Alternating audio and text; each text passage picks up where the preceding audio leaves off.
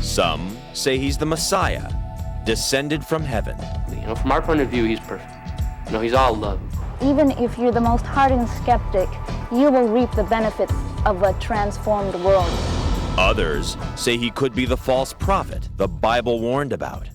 And all the great Christian thinkers and fathers have warned against seeing signs and miracles and showings as a proof of messianic identity. Then there are those who don't know what to make of him. If it wasn't real, he would be calling on his own doom. And if he is real, then right on. Fantastic. It's not just human, there's something other than normal there. His name is Maitreya. He has devoted followers around the world. They say he's the master of wisdom, a holy man who walks the earth but is not really of the earth, who can perform miracles, appear in any form he chooses, and disappear at will. And he might appear as a homeless person, he might appear as a cab driver, he might appear as a young student.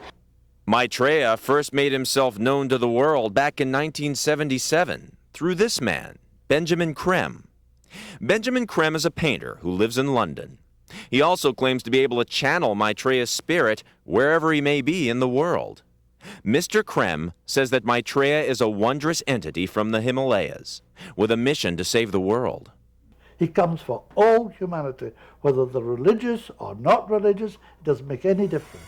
In the years since his first appearance, Maitreya was said to have shown up in many diverse places, only to disappear without a trace. They say he's appeared as Jesus to Christians, Mohammed to Muslims, Krishna to Hindus, Buddha to Buddhists, and to Jews, the long-awaited Messiah. Maitreya appears equally to all countries in the world, appeals to all people. This is a photograph of what is said to be Maitreya in his human form. His followers say it was snapped in 1988, showing their master of wisdom at a religious ceremony in Nairobi, Kenya.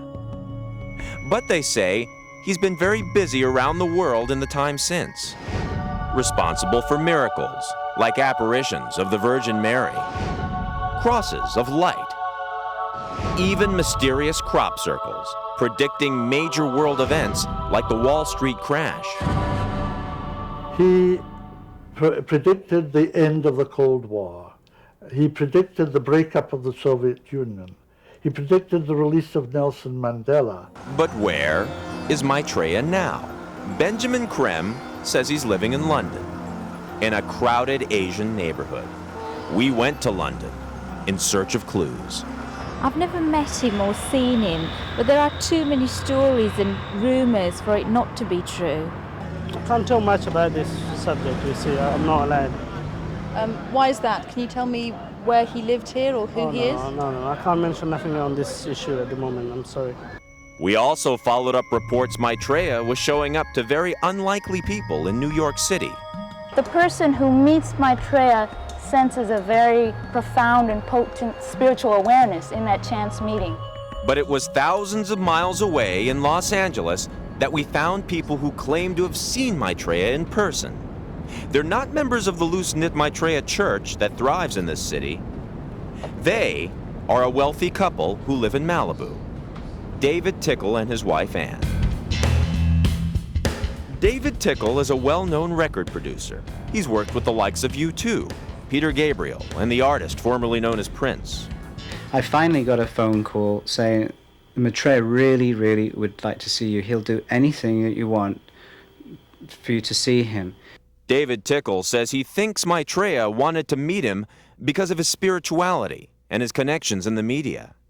After several false starts, the meeting took place in a disciple's home in Southern California. The Maitreya arrived and walked into the room, and he was enormous. Not what I'd expected to see. As far as I can tell, this is the person that I met named the Maitreya. David Tickle says Maitreya blessed him, but did and said little else, until he turned up at the Tickle household a month later, bearing gifts, like this odd crystal device said to impart magical energy, a samurai sword, a wooden cross inlaid with crystals, a golden chalice, a metallic globe, a drum to summon Maitreya's spirit. And this, a case that holds a wand, a supposedly magic wand with powers that should not be revealed. And I'm very reluctant to open this and show everyone what this is on camera. This, to me, is a very sacred piece. David Tickle and his wife Anne say their verdict on Maitreya is still out. I think that it's important for us to stay out of judgment. Yet there are others in Los Angeles who say Maitreya is the world's best hope for the future.